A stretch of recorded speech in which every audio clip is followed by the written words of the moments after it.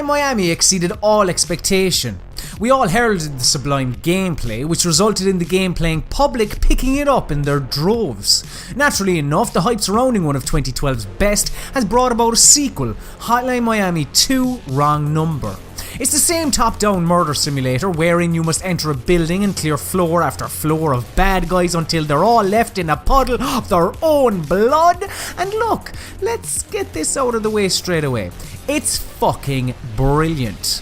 There are times where it lacks the punch of the original, but come on, it's Hotline Miami. Jacket's murder spree from Hotline Miami has gained infamy across America, and he's garnered fans and detractors in the process.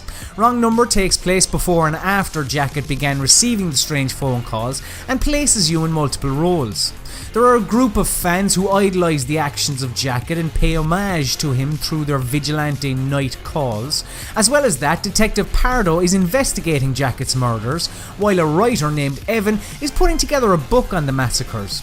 Many see Jacket's bloodshed as deplorable, making it the perfect story for a movie called Midnight Animal. In the lead role is Martin Brown, an actor that is far from mentally stable, and being in the starring role doesn't help him whatsoever. This is just a few of the characters and storylines throughout Wrong Number's plot that will have you both chomping at the bit for more and occasionally scratching your head.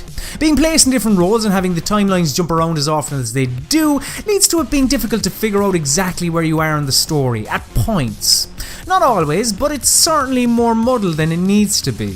Seeing how the events of Hotline Miami affect different parties is really intriguing, and the sequel could have definitely benefited from more of a spotlight being put on certain threads rather than sharing with others. One thing that does remain constant within the stories of Hotline Miami 2's cast is the violence.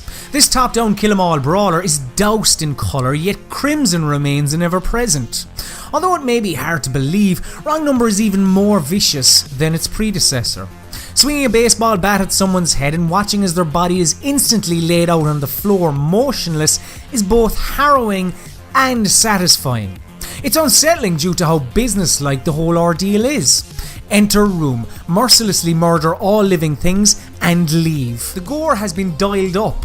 Animations of shoving a sharp piece of glass through an unsuspecting victim's face or mounting a downed assailant and pummeling them until their head is caved in are commonplace.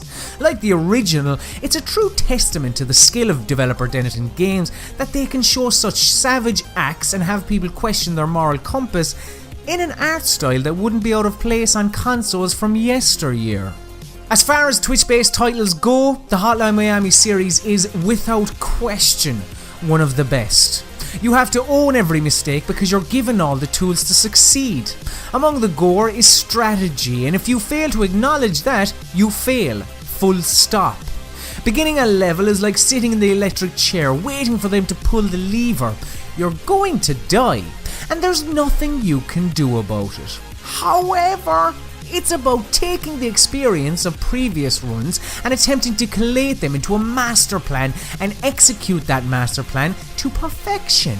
Surveying an area is key. Behind door number 1 is a guy with a knife and a gun, but you only have your fists. You need to burst through the door, knocking down the shotgun wielding foe first, then run over to the goon with the knife, dispose of him, then once you've grabbed the blade, slice the gun-touting gangster's throat. Your adversaries are just as susceptible to the Grim Reaper's scythe as you are. You just have to lose a few pints of blood before all that remains of them is their remains. While the original saw you gain access to a number of different masks over time that gave you different abilities, Wrong Number is more restrictive because of the tale being told. Certain characters you control don't wear masks at all, thus don't have any special abilities. Of course, there are characters that do go incognito before entering a building of heavies, and you'll gain access to some perks like fists which kill on impact or a roll dodge. Unlike the precursor though, you can't run the gambit of masks whenever you like. The stages pertaining to the fan characters allow you to choose between 4 different masks once you've unlocked them all. There's another thread where you can wear another 3 different masks, which, once again, gives you 3 different special abilities or weapons. There are other variables attached to different characters which give them a leg up in the situation too, it must be said. And like the characters outlined, I'm scratching the surface here. As more time is spent with some of the characters than others, you'll spend more time with certain abilities, and when you take a liking to a particular mask, this is a dampener. With the narrative being told, it obviously couldn't have allowed you to choose from all masks at any times, but it remains a drawback. I honestly didn't think it was possible, but this soundtrack bests the original. Hearing a Moon, Perturbator or Carpenter Brute track kick in right before mowing down a floor of thugs is exhilarating. That driving old school techno infused with some deep house is like nothing else in video games.